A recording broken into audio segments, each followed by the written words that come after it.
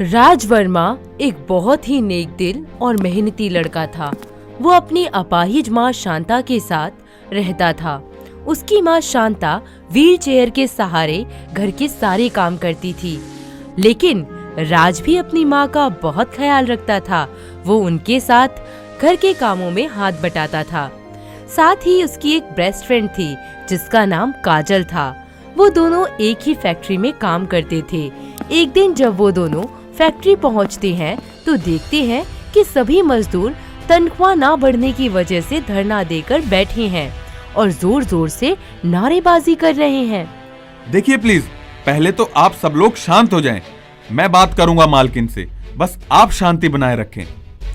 तभी वहाँ एंट्री होती है कंपनी की घमंडी मालकिन शीतल की, जो राज को इस तरह अपनी गाड़ी के ऊपर खड़ा हुआ देखकर गुस्से से तिलमिला जाती है। तुम्हारी हिम्मत कैसे हुई मेरी गाड़ी के ऊपर चढ़ने की? अपना खून भी बेच दोगे ना तो इतनी महंगी गाड़ी नहीं खरीद सकते। अरे ओ मैडम, मेरा खून इतना फालतू नहीं है जो इस कबाड़े पे खर्च करूं। तुम्हारी इतनी हिम्मत! एक तो तुमने मेरी गाड़ी को टच किया, ऊपर से उसे बेकार कहा। शीतल तुरंत ही अपनी कार को आग लगा देती है और गुस्से से वहां से चली जाती है। कुछ टाइम बाद राज हाथ में एप्लीकेशन फॉर्म लिए शीतल के कैबिन में जाता है। तो बताइए मैडम, आपने सब मजदूरों की तनख्वाह कम क्यों की? अब तुम मुझे सिखाओगे कि काम कैसे करना है। देखिए मैडम, जब आप गलत होगी तो किसी न किसी को तो सही करना पड़ेगा ना।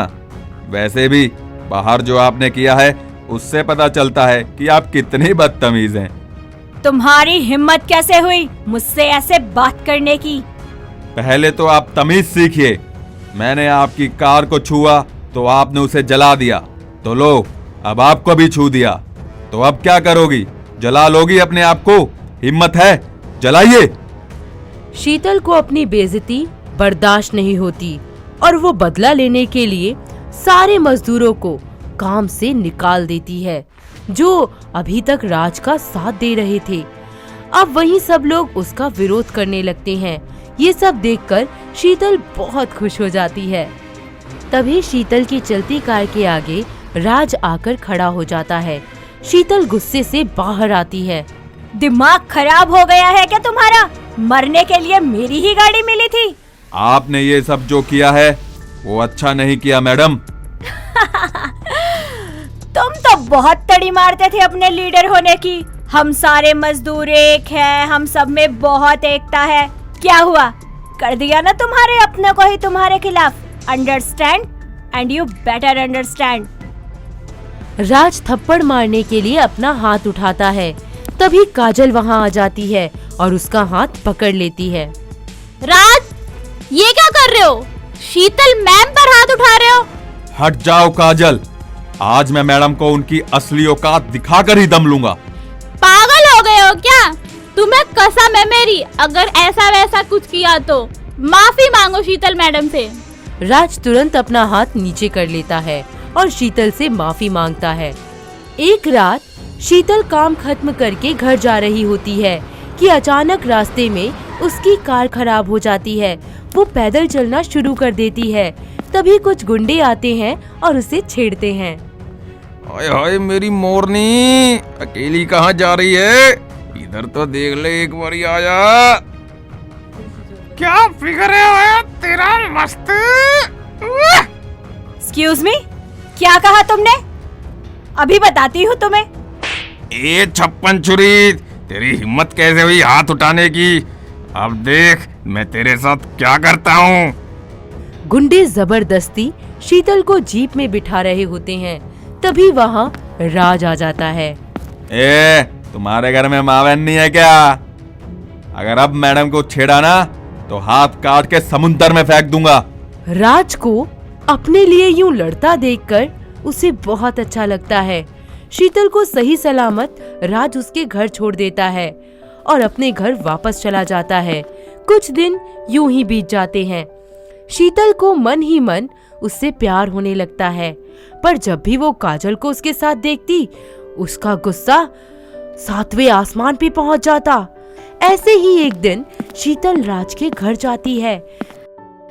जी नमस्ते, राज कहाँ है? बेटा बैठो बैठो, मैं अभी बुलाती हूँ। राज, राज। मैडम आप यहाँ, बताइए क्या काम है? एक बहुत अच्छा ऑफर लेके आई हूँ तुम्हारे लिए। जी जल्दी कहिए, जो भी कहना है, ज्यादा टाइम नहीं है मेरे पास। मैं तुमसे बहुत प्यार करती हूँ और तुमसे शादी भी करना चाहती हूँ। अपना घर, कारोबार, दौलत सब तुम्हारे नाम कर दूंगी। मैडम अपनी ये पैसों की गर्मी कहीं और दिखाना। आप जैसी निहायती बदतमीज लड़की से मैं कभी शादी ना करूं। आज तक किसी ने शीतल को ना नहीं कहा। मैडम अब ना सुनने की आदत भी डाल लो। मैं सच कह रही हूँ राज, मैं तुमसे बहुत प्यार करती हूँ। तुम घर जवाई बनकर मेरे साथ चलो, तुम्हें तुम्हारी जिंदगी का हर ऐशो आराम दूंगी और अपनी इस अपाहिज माँ को भी साथ ले चलना। पहले तो बात करने की तमीज सीखो मैडम। आप जैसी घमंडी बदतमीज लड़की से कभी शादी नहीं करूंगा मैं। क्यों? आखिर कमी ही क्या है मुझ में? सुंदर हूँ, अमीर हूँ। भूल जाओ उस कैरेक्टरलेस काजल को और मेरे बन जाओ राज, सिर्फ मेरे। काजल नहीं मैडम, आप है कैरेक्टरलेस। आपको पति नहीं, इशारों पर नाचने वाला कुत्ता चाहिए। काजल मेरा प्यार है, मैं उसी से शादी करूंगा। नहीं, तुम बस मेरे बन जाओ।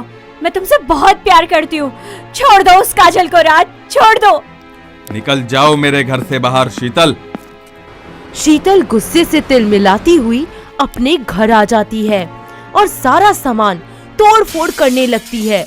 वो अपनी हार को बर्दाश्त नहीं कर पाती और उसका गुस्सा इतना ज्यादा बढ़ जाता है कि वो अपने हाथ की कलाई काट लेती है। तभी राज वहां आ जाता है और शीतल का सिर अपनी गोदी में रख लेता है। शीतल शीतल शीतल, ये क्या किया तुमने?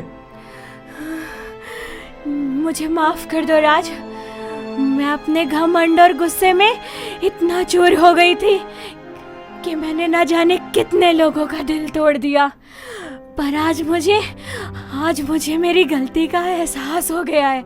मुझे माफ कर देना राज, और काजल को हमेशा खुश रखना। बस एक आखिरी ख्वाहिश मेरी पूरी कर दो। हाँ शीतल बोलो।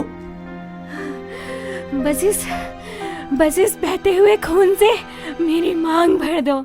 मैं तुम्हारी सुहागन होकर मरना चाहती हूँ, प्लीज राज। राज खून से शीतल की मांग भर उसकी आखिरी ख्वाहिश पूरी कर देता है और बेचारी शीतल वहीं दम तोड़ देती है। इस तरह उसका घमंड और जिद उसकी जान ले लेता है। कुछ समय बाद काजल और राज शादी कर लेते हैं। काजल अपनी सास शांता की खूब सेवा करती है, जिसके कारण वो व्हीलचेयर से उठ अपने पैरों पर चलने लगती है। तो दोस्तों, कैसी लगी आपको हमारी घमंडी शीतल और समझदार काजल? क्या आपके आसपास भी इस तरह की बहुएं हैं? अगर हैं तो हमें कमेंट करके जरूर बताएं।